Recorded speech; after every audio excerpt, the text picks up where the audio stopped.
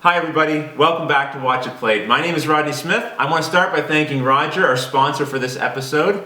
This is going to be one of our discussion episodes. Now some of you guys are probably wishing I would get right back into the gameplay. Believe me, I'll be doing that as soon as possible. When the game is set up here like it is for the video series, it means I don't get to play it. I've got adventure packs I want to try out, so I'm keen to get cracking too. But no, listen, I've been enjoying this video series so far. I was really concerned that that first turn was going to be difficult to present in a way that would be clear for the viewers. It seems like, based on the feedback, it's been received okay, and the rules have been understood by pretty much everybody. But of course there's some questions and answers, and I want to get to those. But first, let's do some news and updates. The first item, I just want to let you guys know, I've started a Twitter account for Watch It Played. All the cool kids are doing it. I thought I'd join in.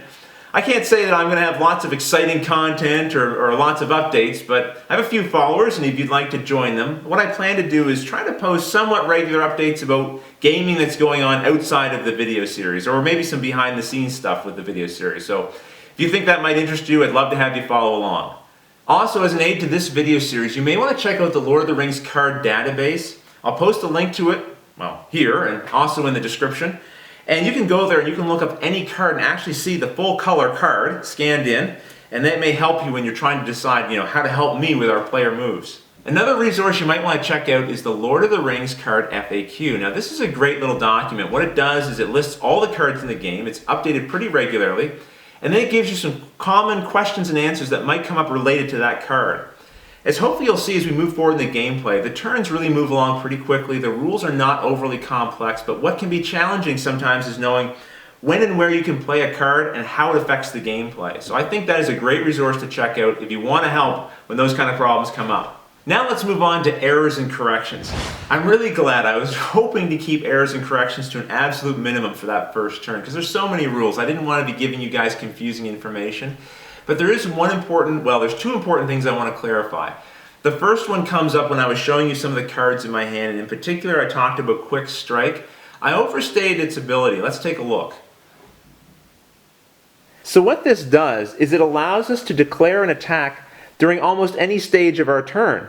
So if we wanted to be really sneaky, just before our questing phase, we could declare one of our characters as an attacker and potentially kill an enemy sitting in the staging area. The problem here is I said that Quick Strike could be used during my turn, say before the questing phase, to attack an enemy in the staging area and then be able to remove it from play and help our questing phase along. However, the card specifically says that you can declare it as an attacker against any eligible enemy.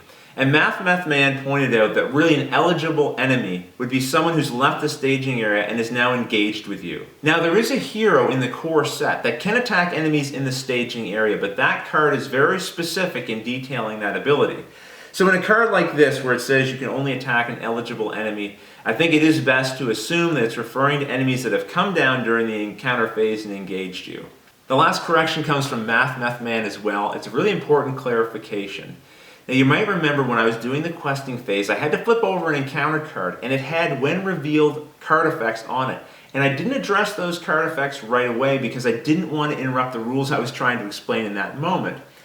However, the timing of that card effect is really important and it could have affected gameplay, although it didn't in that situation. For example, the card effects in that case indicated that I had to place 2 damage tokens on one of my questing heroes. Now I put them on Gimli, and that was fine. He had lots of hit points to spare. But if this was later in the game and all of my heroes were wounded in some way, and I put those 2 damage tokens on Gimli, that might have removed him from play. And that would mean during the questing phase, he wouldn't have contributed his willpower strength to that quest. So that could have changed the outcome of the questing phase quite a bit. Okay, let's move on to some questions and answers. The first one comes from Sperberus. He wants to know how easy or common is it to heal in this game? Well, it's quite easy. If you get the right card, you just pay the requirements of it and you can start healing some damage tokens. Unfortunately, at least in the core deck, there's not a ton of cards that can heal you. They seem to be mostly in one particular sphere of influence, so if you're playing that deck, it will be easier to heal than it will be to, say, play some other decks. Or if you mix some of your decks together and include some of those cards, it may be easier. I will tell you, in this particular deck, there's not a ton of healing options. In fact, there may be none. We'll see. The next question comes from Thorin Gill. He wants to know, what do we do with enemies that have survived? Remember, we had a forest spider that we damaged, but we didn't kill, so it's still hanging around. No pun intended.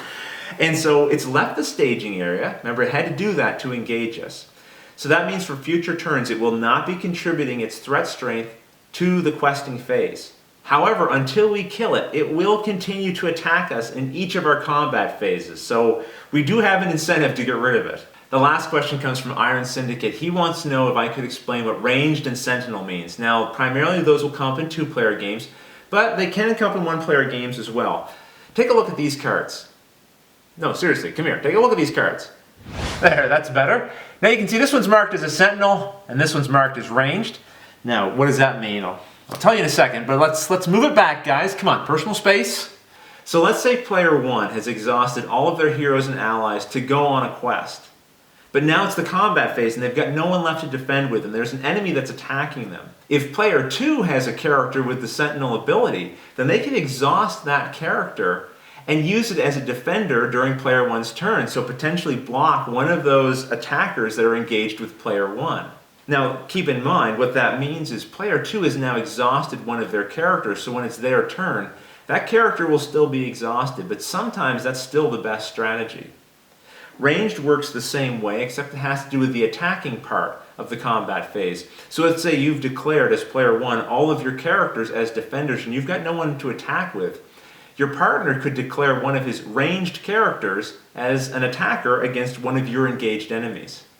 So it really allows players to play with each other and help one another during the game. Hopefully that answers all of your questions. If you have more questions, please feel free to submit them on the YouTube channel and I'll answer them as quickly as possible.